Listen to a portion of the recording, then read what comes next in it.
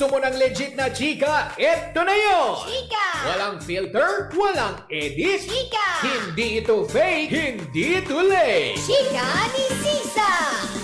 Lahat ng ganap sa showbiz pag-uusapan natin dito. May nag-break, may nagkabalikan. Tara at pag-usapan. Kung ano man ang chika, alam na ni Sisa. Ito ang Chika ni Sisa. Chika! Ni Sisa! Isang magandang hapon, Metro and Mega Manila. We are number 106.7 Energy FM. Panggawag mong sabihin radyo, sabihin mo Energy. Sa magandang hapon pa rin po sa lahat pa rin po ng ating mga pangga na patuloy na naghahanap buhay ngayon. Ayan, ganyan dapat, 'di ba? Kahit mahirap pero lalaban, o 'di ba, ng bongga. 'Di ba? Adya fighting lang, 'di ba? Sa mga bubukas pa lamang ng kanilang mga radyo, ako po si Kapitana Sisa at eto na ang Chika ni Sisa. Woo! Hello pa rin po sa inyong lahat dyan. At syempre gusto kong batiin ang ating mga in-drive drivers, lalong-lalo na kay Kagawa Jessie Valencia. Ayan, Kagawa Jessie, ayan, na-meet kita kanina. Magandang hapon sa'yo. Mag-iingat ka dyan sa iyong biyahe. Kay Kuya Ed Domingo, Ricardo Bobis, Ronald Soriano, Edito Ella Adriatico Jr., Moises Amansek, Ronald Agcanas, Mark Samuel, Marvin Rondilia, mga in-drive drivers. Siyempre, papahuli ba mga Grab? Diba? Na si Normie Leones. Kuya Normie, ingat ka sa biyahe. Siyempre sa ibang mga Grab drivers din. Siyempre sa lahat ng mga Lala Move drivers natin, lalong-lalo na kay Kasmot. Hello sa'yo. Magandang hapon. Nako, pag ganito ba naman na ganitong oras, diba, is merienda time. May mga masarap tayong mga gustong inumin. Iba, kape, yung iba, tsaa. Pero kung ikaw ay isang tea lover, eto lang din naman ang masasabi ko sa'yo dahil meron tayong MX3 tea with pandan. Alam mo ba na ang bawat MX3 tea ay gawa sa dahon ng mangustina na hinaluan ng pandan para mas refreshing sa ating panlasa. Ang isang sachet ng MX3 tea ay good for 1 liter of water. Pwede mo maghapon yan inumin at ma-enjoy either hot or cold. Maaari din dagdagan ng lemon or honey for added flavor para sa buong pamilya.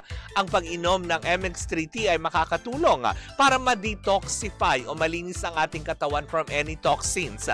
Kaya nga naman kung meron ka pang ibang katanungan, pwede mong bisitahin ang kanilang website sa mx3ph.com. Paalala pa rin po sa lahat ng MX3 po ay hindi gamot at hindi ito maaring gamitin panggamot sa anumang uri ng sakit. Sa MX3, dito ako believe. At syempre, speaking of MX3, sa darating na July 7, diba? Tabayanan dahil magsisimula na ang ating huli kapangga kung saan po iikot kami tuwing Martes at Huwebes ng umaga sa mga, ayan, kanina na binanggit namin mga Mercury Drugstore. If I'm not mistaken, this July 7, nandiyan kami sa Armal Center, Pasig City na Mercury Drugstore para manghuli ng mga aktual na bibili ng MX3. Kaya kung ikaw ay isang MX3 lover, magkita-kita tayo dyan sa Mercury Drugstore, Armal Center, dyan sa may Pasig. Tapat lang daw yan ng Pasig Mega Market. O ay, mga taga-Pasig Mega Market, magkita-kita tayo dyan. Diba? Para makakuha kayo ng mga libreng samples mula sa MX3. Diba? Siyempre, batiin din natin ang lahat ng ating mga kaibigan mula sa Rizal Park Operations and Planning Department. JNT Express, hello po sa inyo. Sa mga taga-Perpetual Health Medical Center dyan sa May Las Piñas, hello po sa inyo. Kay Ami Espiritu ng Valenzuela City Central Kitchen, hello po sa inyong lahat dyan. Kay Carlo Padua ng Arsicola, Pampanga, hello po sa inyo. Magandang hapon. Pero eto na, tumungan na tayo sa ating unang Chika! Nakakaloka! Hindi ba? Halos parang isang linggo na ba nakakalipas buhat ng ating masilayan. Itong si Bimbi Aquino nang maging guest host siya sa Itbulaga pero mukhang papunta ng regular. 'Di ba? Kasi halos araw-araw na siya napapanood sa Itbulaga na kung saan nga naman kinagigiliwan dahil muling nagtagpo ang kanilang landas ni Riza May Dizon na minsan sila nagkasama sa isang pelikula dati, nakasama si Boss Vic, 'di ba? Kaya nga naman nakakatuwang tignan at talagang kinikilig ang mga tao dahil syempre sila ay mga dalagat binata na, 'di ba, ng bongga. Kaya nga naman binansagan silang maybe, 'di ba? Ng kanilang bagong henerasyon na love team nga naman na parang hinuhulma nga ba ng TVJ or ng Itbulaga para sa next ALDA. Pero, 'di ba, yung idea pa lang na ito ay para bang inalmahan na ng ilang mga utauchi, lalong-lalo na yung mga ALDA fanatics. Kumbaga parang may mga nagsasabi na there will only be one ALDA. Oo nga naman. 'Di ba? Hindi naman talaga nila mapapalitan yung ALDAB na yan. Hindi rin naman nila mapapalitan na kahit na sinong love team na sumikat na, 'di ba? Yung iba nga nabuwag na Charot. Eme.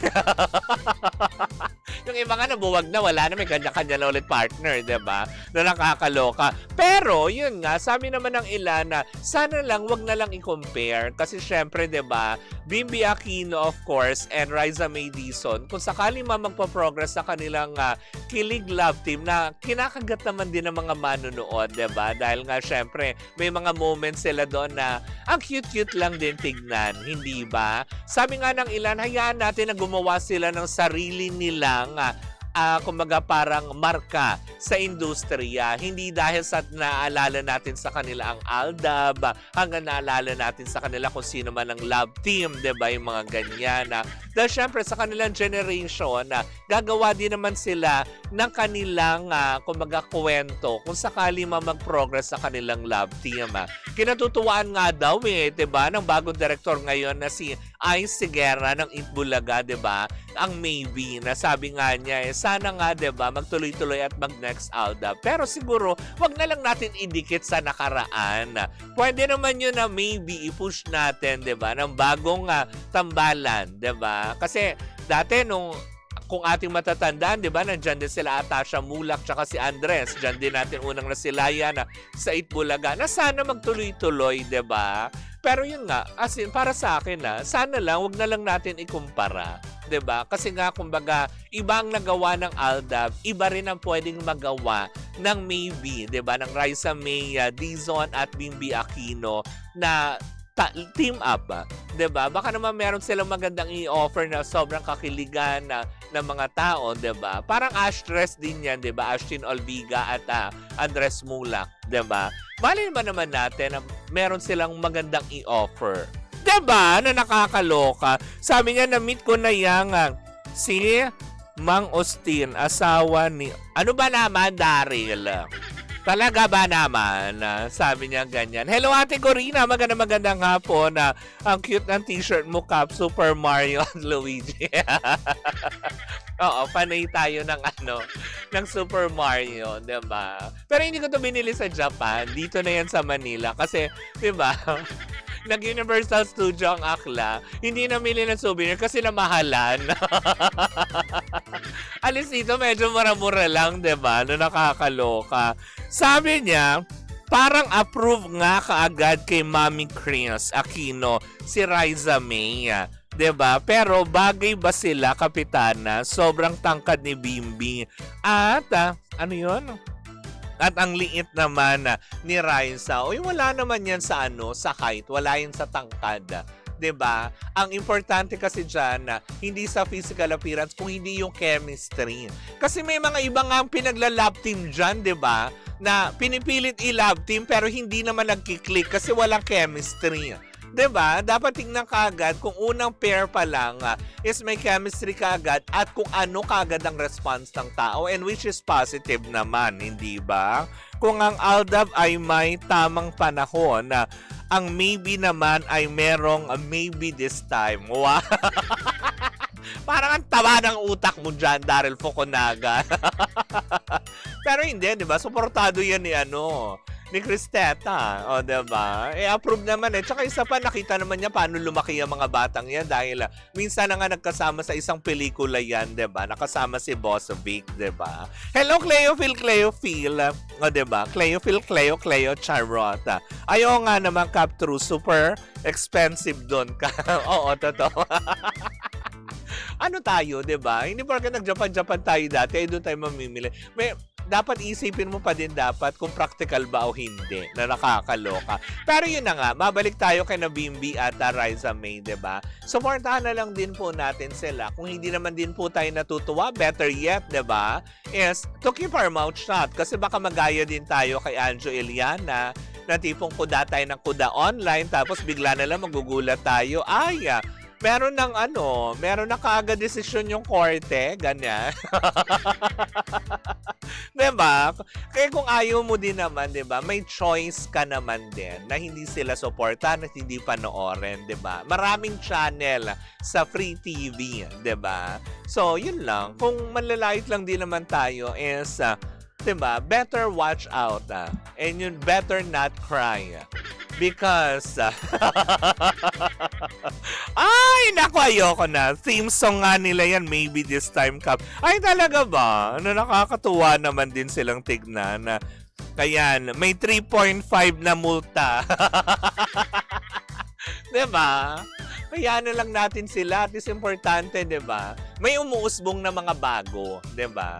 Kasi, syempre, yung iba, yung mga nakakagawian na natin, madalas natin napapanood, minsan parang nakakasawa na, and, diba, mas maganda naman na may added flavor naman ngayon. May bago sa paningin natin. Kung ano man ang pwede nilang i-offer, abangan na lang natin sila, diba? Let's give them a chance. Yun lang naman ang kaya kong sabihin. Well, in the meantime, mga panggay, yan po muna ang ating unang chika. Now, our first gap, magbabalik po ang chika ni Sisa. Woo! At tuloy-tuloy pa rin po muna ang ating tugtugan. Dito po lamang yan sa number 106.7 Energy FM. Panggawag mong sabihin radyo, sabihin mo Energy.